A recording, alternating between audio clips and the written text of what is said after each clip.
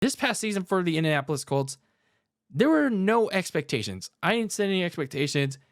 Other people didn't set any expectations because, well, they were just one of the worst teams in the NFL these last couple of years.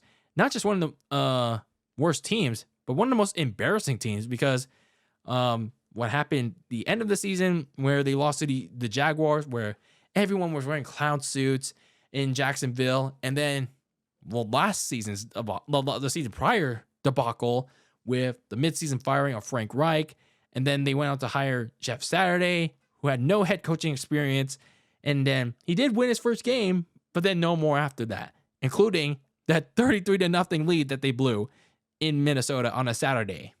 No pun to Jeff Saturday. So they fired Jeff Saturday. They didn't keep him on as an interim head coach.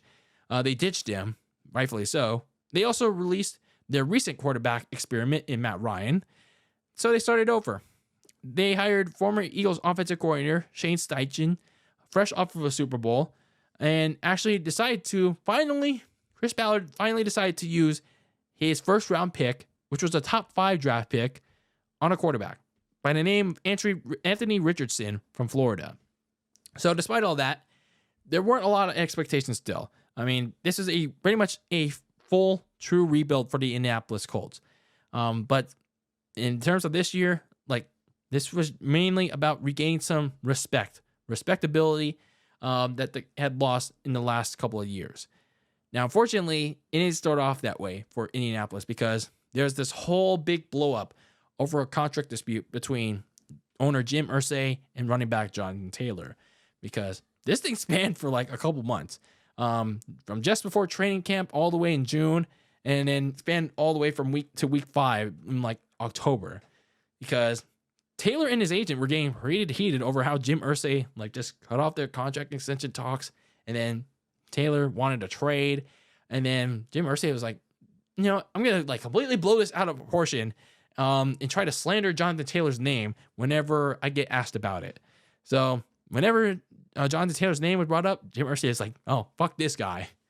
So during this period, not only were there rumblings about which teams could try to trade for him, but there's also this undisclosed injury that Taylor was trying to heal himself from, an ankle injury specifically. So fortunately, though, it was resolved by week 5. Jonathan Taylor was back practicing with the Colts. Taylor signed a new contract extension. He healed his relationship with Jim Irsay. Jim Irsay had some positive things to say again. But it was just a strange development in how it played out. It could have stayed behind the scenes. They had no need to make it a big deal publicly. So it was very strange. And then what was also strange was the injuries all around the team. I mean, maybe it's not so strange when injury mania always runs wild around this league. So 5 players from the rookie class was on injury reserve the whole season. And then, when you look at during the season, safety Julian Blackmon missed the final game with a shoulder injury. The starting offensive line missed at least one game each week. So you had pretty much a makeshift offensive line each and every week, which is brutal for whoever the quarterback was. Speaking of the quarterback, Anthony Richardson, man, he was playing so well in these couple first games of the season.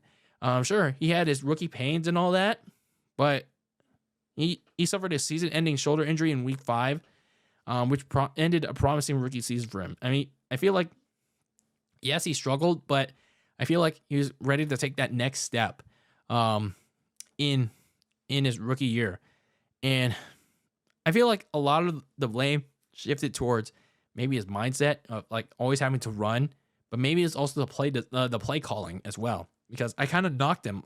I knocked the Colts on that. It's you got to chill back on Anthony Richardson running so much.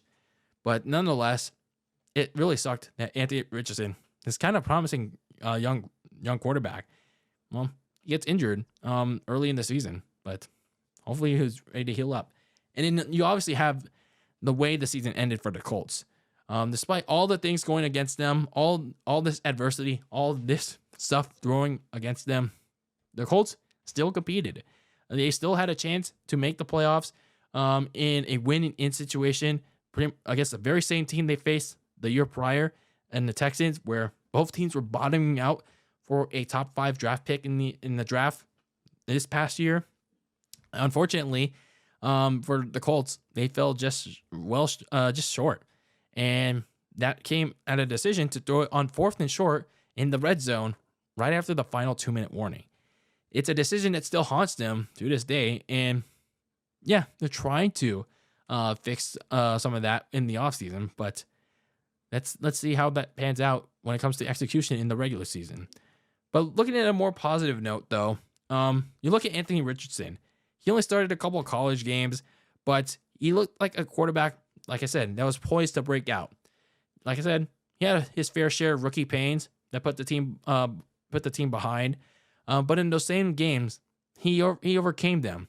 Sure, some of them he won, some of them he lost, but he nearly overcame them with his decision making, his fast ball passing, his running ability as well. But unfortunately, that's where it got him in trouble. In that game where he got injured, and he also had another injury like there as well, like with the concussion. But as I said before, though, Anthony Richardson, I think they may have found something in him, but they have to train him how to stay around the pocket more. And when he does, that's when I think they can unleash his full potential. They have to find that balancing act of keeping him around the pocket and balancing his running ability as well. And then I have to give credit to Shane Steichen. Despite all the adversity of chaos of this season and kind of having my doubts with Steichen, giving him this big fat contract to coach this team before the season started. And Colts fans having the thought of, it's another season in the books. It's a wrap. We're getting ready for another high draft pick. Shane Steichen, he rallied the troops. He kept winning games with what he got out of his roster. He made the most of them. And some of those key wins include the likes of the Ravens, the Steelers, the Bucks, all whom were playoff teams. And sure, they didn't beat the Texans in a winner go home situation. I mean, it's still something to build upon for next season, even for as much as it hurts.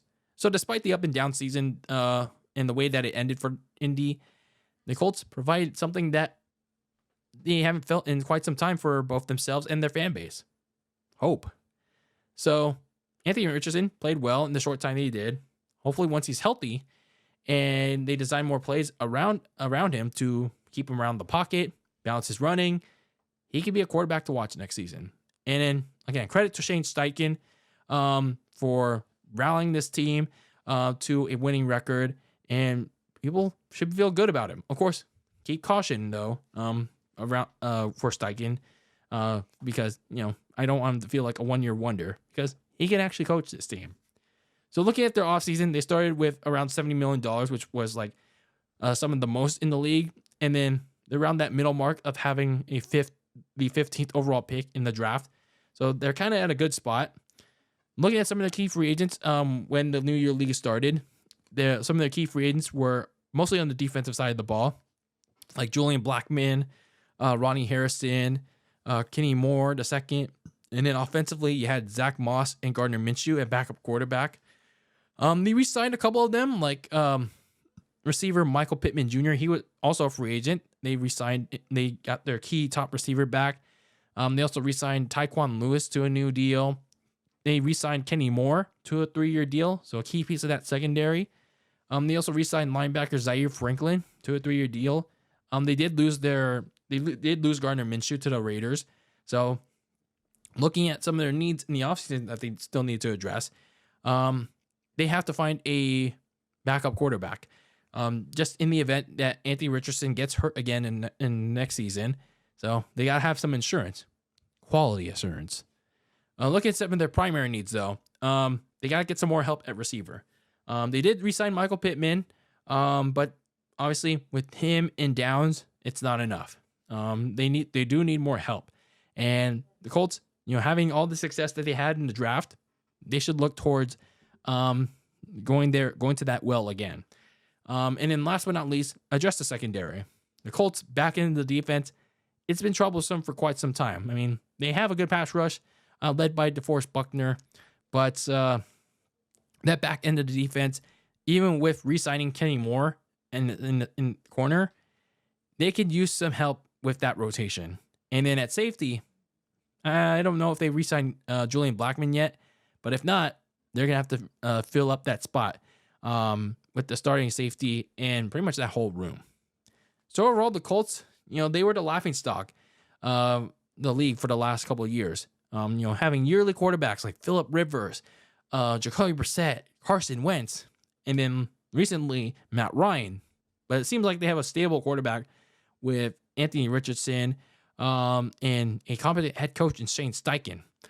And these next couple of months, though, for Colts fans, it's going to be very telling of how committed the higher-ups are to taking those next step of righting the ship towards a better future. So it's going to be all about maintaining that success from 2023 going into 2024 for the Indianapolis Colts.